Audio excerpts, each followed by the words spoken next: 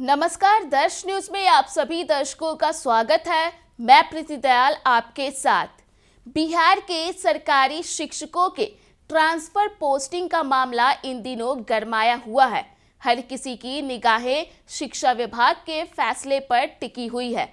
ऐसे में शिक्षकों के लिए शिक्षा विभाग की ओर से नया अपडेट आ गया है।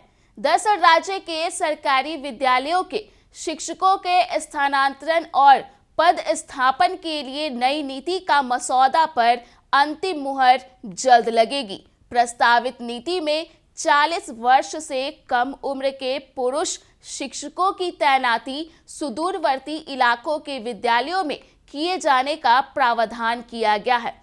हालांकि इसमें असाध्य रोग से पीड़ित, दिव्यांग एवं दंपत्ति शिक्षकों को पद स्थापन में राहत दी जाएगी। वही शिक्षा विभाग की कमेटी द्वारा मसौदे को अंतिम रूप दिया जा रहा है और अगले सप्ताह तक सरकार को रिपोर्ट सौंपे जाने की उम्मीद है। इसके बाद सरकार के स्तर से रिपोर्ट की समीक्षा के उपरांत उसे स्वीकृति मिलेगी। साथ ही शिक्षा विभाग के एक उच्च पदस्थ अधिकारी की माने तो प्रस्तावित नीति में शिक्षकों के स्थानांतरण और पद स्थापन के लिए विद्यालयों को भौगोलिक आधार पर 5 श्रेणी में बांटा गया है।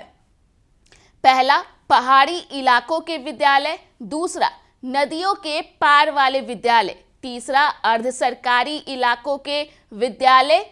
चौथा, शहरी इलाकों के विद्यालय और पांचवा, ग्रामीण क्षेत्रों के विद्यालय। इन 5 श्रेणी के विद्यालयों में शिक्षकों की तैनाती बीमारी और उम्र के आधार पर करने की तैयारी चल रही है।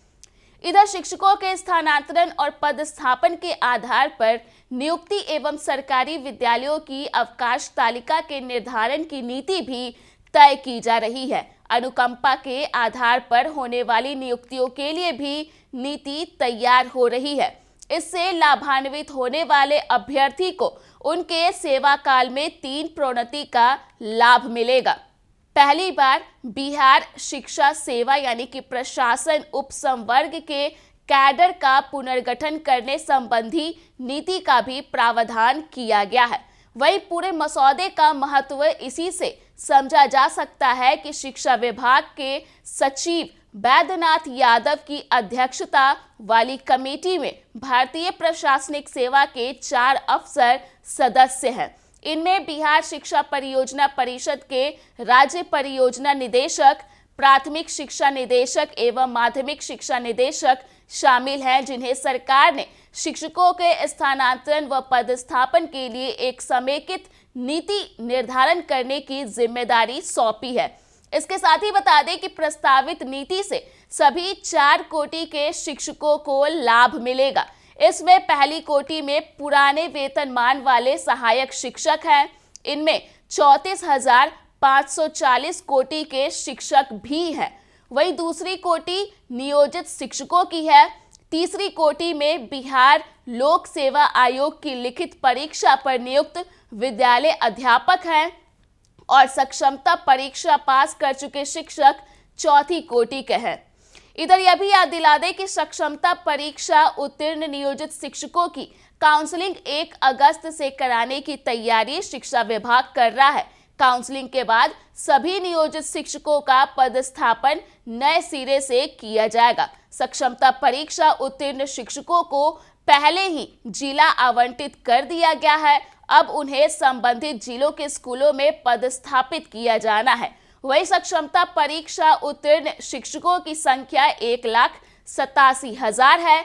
हालांकि इनके नए स्कूलों में पदस्थापन का क्या आधार होगा, इसको लेकर कमेटी ने अभी कोई निर्णय नहीं लिया है। बता दें कि इस पूरे मामले को लेकर के कमेटी का मंथन जारी है। तो फिलहाल के लिए इस खबर में इतना ही। अगर आपने अभी तक हमारे YouTube चैनल को सब्सक्राइब नहीं किया है तो इसे जल्द सब्सक्राइब कर दें।